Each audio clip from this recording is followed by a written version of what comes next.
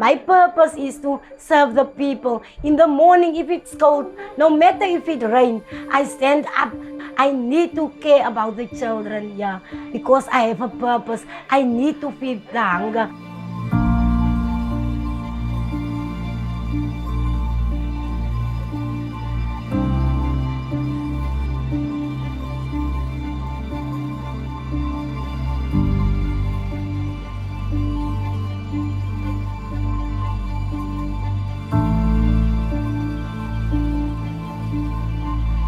South Africa throws away 12 billion kgs of food annually. We are able to feed our whole population just out of food waste alone. Food is the center of everything. People have killed for food, people steal for food. The issue is huge. Our mission is to end hunger. To end hunger, we have to get involved in the systemic causes of hunger in the first place.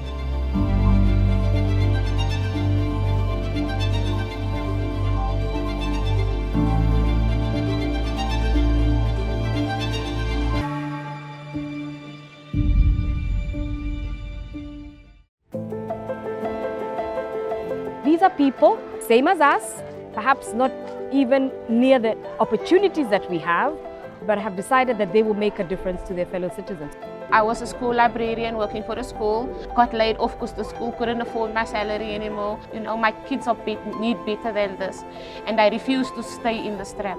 And it was out of that pure desperation and not being able to put food on the table that I actually started a food garden. It worked out so well that my neighbors also wanted to do the same thing, and I wanted to teach other people to do the same thing. Growbox is a social enterprise that strengthens households' access to fresh organic food. There is a very big need because people are jobless here. I love the people so very much.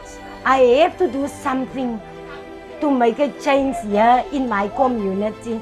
My soup kitchen grows from 2 children. Every week I feed 200 people, up to 250 people. South Africa should not really have hungry people. When you look at the volume of food, when you look at our climate, when you look at the good agricultural practice we have, we should really not have a food problem. One Farm Share is a digital platform where we actually match excess food, which is either being rescued from a farm or rescued from a market, and then getting that food to our food distribution agencies like SA Harvest, who then get it out in a controlled way to charities nationally.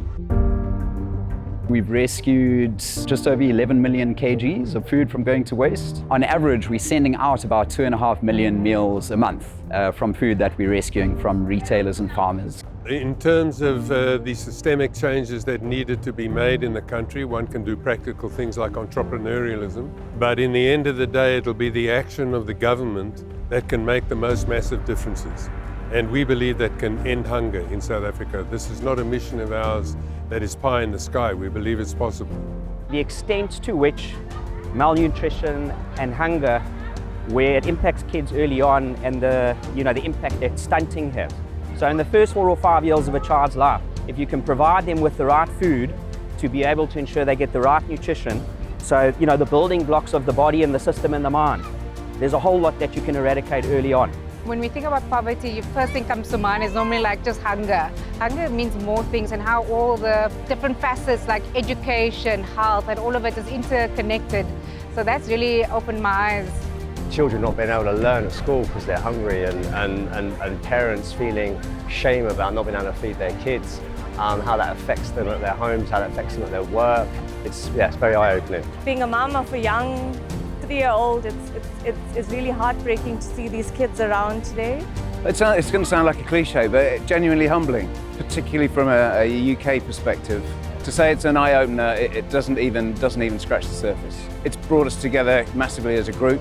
When you look, the kids that are standing here that don't get a meal every day, I've got a 5-year-old daughter, and why them and not us or her? When I think about the lifestyle that I live, what I've been doing with my life, it seems quite shallow, and gives proper perspective as to, what we need to do to eradicate the problem, sorry. From the time that we arrived here 2 hours ago, turned round and there was maybe 20 kids turn around now, there's 400 or 500 kids. I don't know where they came from, and you look down and all I see is a hungry kid, and it makes me very, very sad. Yeah. This kind of thing should be mandatory for everybody to do. People give up their time from a corporate perspective to do these kind of things, but they don't give enough time, and you don't realize how little people have until you actually see it. You know, this is the reality as opposed to the advert on television. I think you as an individual have to set an ambition for yourself. You've got to say that this has got to be part of the blueprint, part of the legacy I want to leave, and then make it happen. In the very same way that we sit and do budgets and say, this is what we're going to accomplish this year, you've got to do that with your own personal goals, our own community goals, and it's about making a difference. To create enduring worth, right? And that captures it all. But what is worth? There's a whole value chain. Life is worth.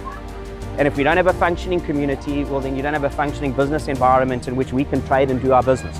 So it's an ecosystem that we've got to focus on everyone, not just one aspect. It's not their problem, it's our problem to fix.